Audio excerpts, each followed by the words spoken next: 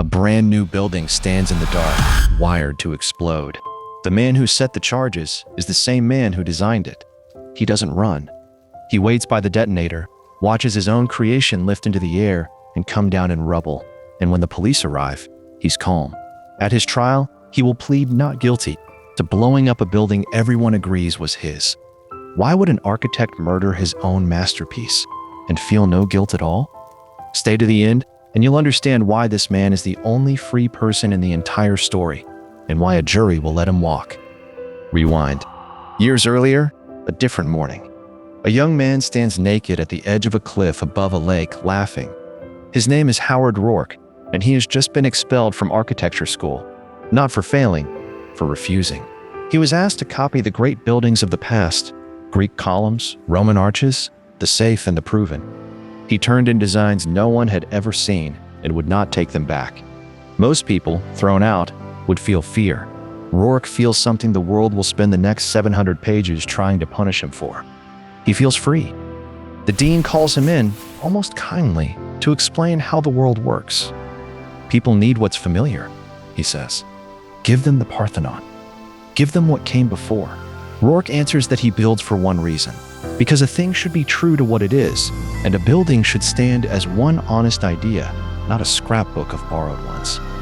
The dean warns him, no one will hire you. Roark already knows. He walks out without the diploma toward the one man in the city who builds the way he does, a man the profession has already destroyed. That man is Henry Cameron, once brilliant, now broke, drinking, forgotten, because he too refused to flatter the public taste. Cameron looks at this stubborn boy and sees his own future written in advance. He tells Roark to run, to compromise, to save himself. Roark stays. He'll take poverty and obscurity over a single dishonest line. And here, the book plants its central question, the one it will test to destruction. What is a man's integrity actually worth, when keeping it costs him everything the world calls success? To measure Roark, the novel gives him a mirror, Peter Keating. Same graduating class, opposite soul. Keating is handsome, charming, gifted at one thing above all, knowing what people want to hear. Where Roark asks, is it right? Keating asks, what will they think of me? And on the night of his triumph, Keating does something telling. He comes to Roark, the failure, for advice, because deep down he knows whose judgment is real. Two young men, two roads. One builds for himself, the other builds for the crowd. Watch which one the world rewards first. Keating rises fast at the city's grandest firm. He flatters the partners, poisons his rivals, and quietly maneuvers an aging partner out of the way to seize his chair. Every promotion is a performance for someone else's approval, and it works. He becomes the most celebrated architect in New York, his name on the towers everyone admires. But notice what's missing. Ask Keating what he actually wants to build, what he believes is beautiful, and there's no answer. There's no one home. He has traded his self for the world's applause, and the trade felt like winning. Roark opens his own tiny office and nearly starves in it. A client offers him a fortune. Just add a classical facade, soften the design, give the committee something they recognize. Roark refuses and loses the job. An honest building, he believes, like an honest man, has to be of one piece and one faith. The good and the high on earth is only that which keeps its integrity. So he holds the line again and again until the clients stop coming and the money runs out. He closes the office. But that's not defeat. That's the price of admission, and he pays it without flinching.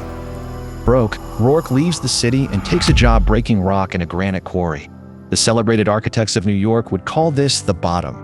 Roark drills stone in the sun, and he is not ashamed and not broken. The work is honest. His hands are his own. He would rather split granite as a free man than design cathedrals as someone's servant. And it is here, at the lowest point of his life, that the story hands him the one force that can rival his will, a woman watching him from the top of the quarry. Her name is Dominique Franken, daughter of Roark's old boss, beautiful, brilliant, and in a kind of despair. She loves greatness so intensely that she cannot bear to watch the world corrupt it. So she has decided it is safer to destroy what she loves than to see it defiled. Then she meets Roark, a man the world hasn't touched, and recognizes her equal. Their first encounter is violent, wordless, a collision of two people who refuse to surrender to anyone. What begins in the quarry becomes a war between them. She will spend the next act of her life trying to break the one man she cannot stop loving. Roark is called back to the city. An industrialist who trusts no one else hands him a real commission, and Roark builds it his way. Clean, radical, unmistakably his. The finished building is a quiet triumph. A few people begin to whisper that this unknown is the future. But triumph draws attention.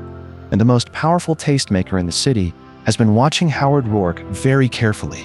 A man who has decided that Roark, precisely because he cannot be flattered or frightened, must be destroyed.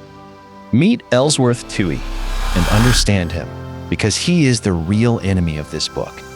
Not a brute, a gentle, witty newspaper columnist beloved by millions, forever preaching kindness, humility, selflessness, living for others. But listen to what he actually does with all that virtue. He teaches people to feel small, to distrust their own minds, to bow to the group. His goal isn't charity, it's power. Power over souls that have been taught to despise themselves. Toohey corners Roark and, fishing, asks him, "Tell me what you think of me." Roark looks at him and gives the answer that defines his whole life. "But I don't think of you." Those 4 words are Toohey's worst nightmare, a man he cannot reach, because Roark simply does not run on other people's opinions. So Toohey sets a trap disguised as a gift. He arranges for a rich, confused man to hire Roark to build a great temple to the human spirit. Roark pours himself into it, a low, luminous building shaped not for a god above, but for the greatness in man, with a statue of Dominique at its heart. It may be the finest thing he has ever made, which is exactly why Toohey has already decided it will be his ruin. When the temple opens, Toohey unleashes the mob he has been cultivating for years. Outrage, headlines, a lawsuit, a building that dares to worship man instead of humbling him. And on the witness stand comes the strangest blow of all. Dominique testifies that yes, the temple must be destroyed, because she believes a world this ugly doesn't deserve something this pure. Better to smash it herself than watch the crowd defile it. Roark loses. His masterpiece is gutted, remodeled into something ordinary and safe. The world has drawn first blood, and Roark, once again, does not beg. Dominique's despair now turns on herself. To prove that the world always wins, she marries the one man who is everything Roark is not, Peter Keating, the charming empty climber. She, who loves Roark, deliberately chains herself to a man she doesn't respect as an act of self-punishment against a world she's given up on. It's the book's darkest logic. She can't yet believe that integrity can survive out in the open, so she buries her own. 2 people made for each other, and she runs the other way, into misery she chooses on purpose. Now the novel introduces its most haunting figure, Gail Wynand, a newspaper king who rose from gutter poverty to rule public opinion by giving the mob exactly the cheap, loud, degrading spectacle it craved. He owns everything and despises all of it, including himself. The book opens his section on a man holding a gun to his own head, who discovers he can't feel enough to pull the trigger. Wynand is the great tragedy of this story, a man born with Roark's fire, who sold it piece by piece for power, and now sits atop an empire made of his own surrender. Wynand collects beautiful things to fill the hole where his soul used to be, and he decides he wants Dominique. Through a cold transaction with her husband Keating, he takes her. She leaves Keating and marries the newspaper king. 2 people who have both given up, joined in a marriage of magnificent emptiness. And yet something in Dominique stirs, because Wynand, for all he's betrayed, is not a small man. He is a great one in ruins, which makes what happens next almost unbearable. Gail Wynand is about to meet the one uncorrupted man alive. Wynand hires Roark to build him a home and falls in love with him. Not romance, recognition. In Roark, Wynand sees the man he could have been if he'd never sold out. They become the closest of friends, the surrendered titan and the unbroken creator. And for a while, Wynand feels clean again. He even dreams of building the tallest tower in the world with Roark, as if greatness could be reclaimed. But the world does not forgive a man like Wynand for wanting to be good again. it's about to hand him a test he cannot pass. The engine of that test is a housing project called Courtland, cheap homes for the poor, a problem no architect can solve within the budget. Only Roark can. But Roark builds nothing he isn't allowed to build, and no committee will hand it to an unpopular man. So Roark makes a secret pact with the fading Peter Keating. I will design Courtland and give you all of it. The credit, the fee, the fame, on one condition. It must be built exactly as I design it, not one line changed. He isn't doing it for Keating or even the tenants. He's doing it for himself, to see it built right. The condition is broken. During construction, the committee and Toohey's men improve Roark's design. A wing here, an ornament there, until his clean, honest building is smeared into the very thing he refused to make his whole life. Keating, who promised, is powerless to stop it. Roark comes home, sees what they've done to his work, and understands that the contract, the one promise the world made him, has been shredded. He gave them a gift on a single term. They took the gift and spat on the term. So Roark decides to take his building back. And now we're back where we began. Roark wires Courtland with dynamite. Dominique, who has finally chosen his side, helps him clear the site. He sets the charge, and the housing project he designed rises into the night and falls into rubble. Then he stands quietly by the detonator on the riverbank and waits for the police because he has no intention of hiding. He built it. He gave it away on a promise. They broke the promise, so he destroyed it. To Roark, it's the simplest justice in the world, and it will put him on trial for his freedom. While Roark waits for court, the book lets its villain finally confess. Alone with the broken Keating, Toohey drops the mask and explains his life's method, almost lovingly. Don't fight greatness head on, he says. You'll lose. Instead, make men feel small. Make them feel guilty. Teach them to distrust their own minds and to worship the average. Don't set out to raise all shrines. You'll frighten people. Enshrine mediocrity, and the shrines fall on their own. Preach selflessness. Tell a man he must live for others, and you can rule him forever. This is what Roark's dynamite was really aimed at.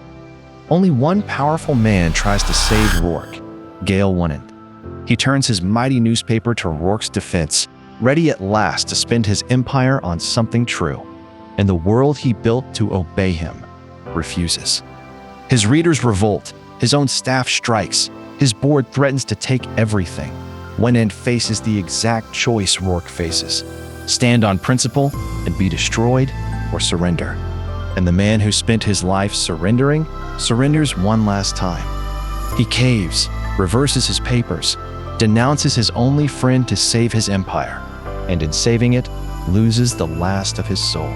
That is the price of a life spent living through others. Then Roark stands in the courtroom and defends himself, not with legal tricks, but with the idea the whole book has been building toward. Look at history, he says. Every new thing that ever lifted humanity came from one person who stood alone against the crowd, who was mocked and who did not yield.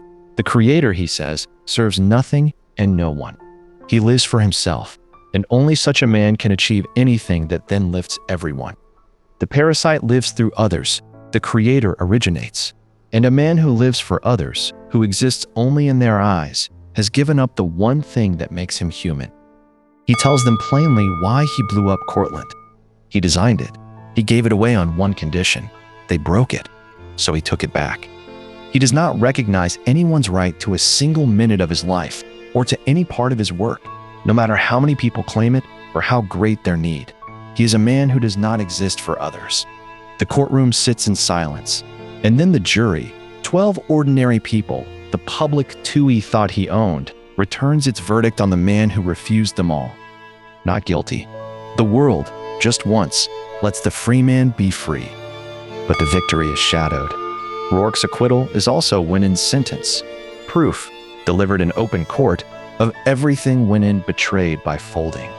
Wynand shuts down the newspaper he sold his soul to build.